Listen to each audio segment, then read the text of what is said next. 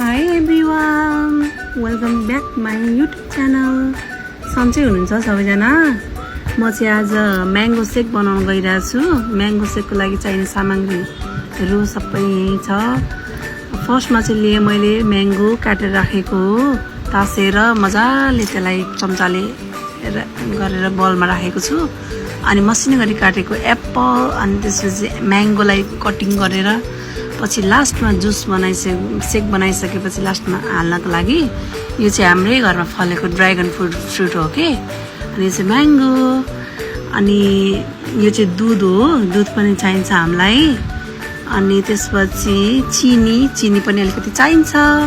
अनि लङसुको मिल्कको मसला हल्का टेस्टको लागि, अलिकति बास्नाको लागि। अनि यो चाहिँ ड्राई फ्रुट्स हो।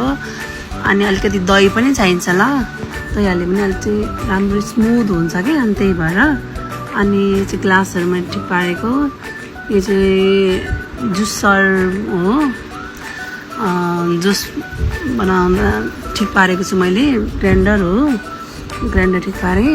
अनि त्यसपछि मैले स्टार्ट गरेँ है त, म्याङ्गो हालेँ ग्राइन्डरमा। अनि त्यसपछि हल्का ड्राई फ्रुट्स पनि हालेँ, अनि हल्का चिनी पनि हालेँ, अलिकति स्वाद दिन्छ। त्यसै अलिकति गुलियो भयो भने अलिकति मिठो टेस्ट दिन्छ।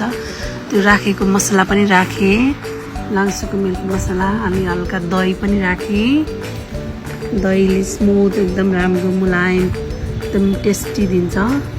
अनि दुध हो, यो फ्रिजमा राखेको चिसो दुध हो।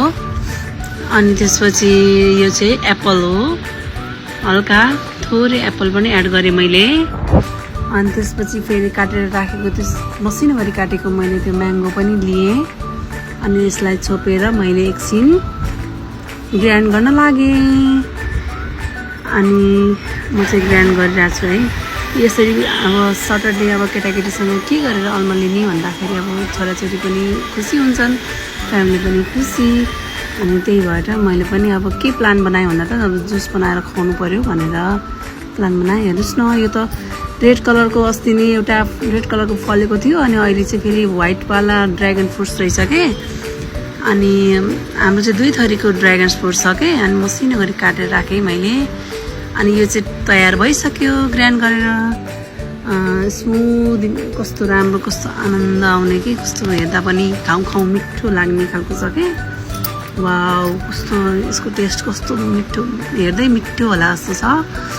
अनि बाक्लो एकदमै स्मुथ। अनि यसरी खाँदा चाहिँ साह्रै मिठो हुने कि। अनि म्याङ्गो 4वटा जति म्याङ्गो हालेको थिएँ कि मैले यसमा।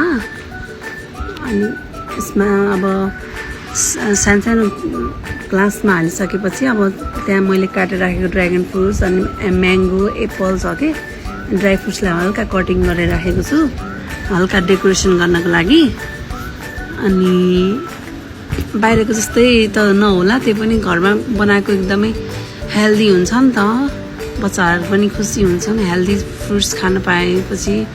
अनि हल्का मैले त्यसमा भएको सबै हालेँ, ड्र्यागन फ्रुट्स अनि म्याङ्गो अनि एप्पल, अनि त्यसपछि त्यो ड्राई फ्रुट्सहरू सबै त्यसमा राखेर डेकोरेसन गरेँ।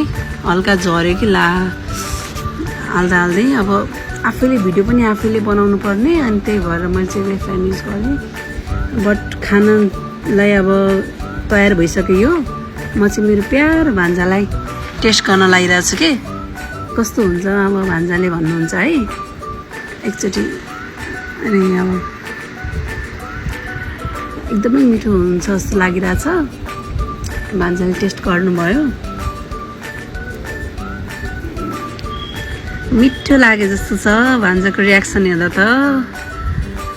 माइजूको हातको म्याङ्गो सेक हो नि त।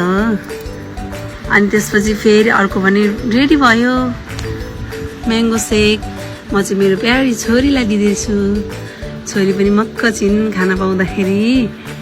अनि अब स्कुल पनि छुट्टी भएको, मेरो पनि छुट्टी भएको। अनि यसो भ्याकेसन टाइममा ह्याप्पी स्याटरडे कसरी मनाउने भन्दाखेरि यसै गरी केटाकेटीसँग बसेर हेल्दी फुडहरू, फ्रुट्सहरू यसरी कटिङ गरेर आनन्दले खाँदाखेरि आनन्द लाग्छ कि।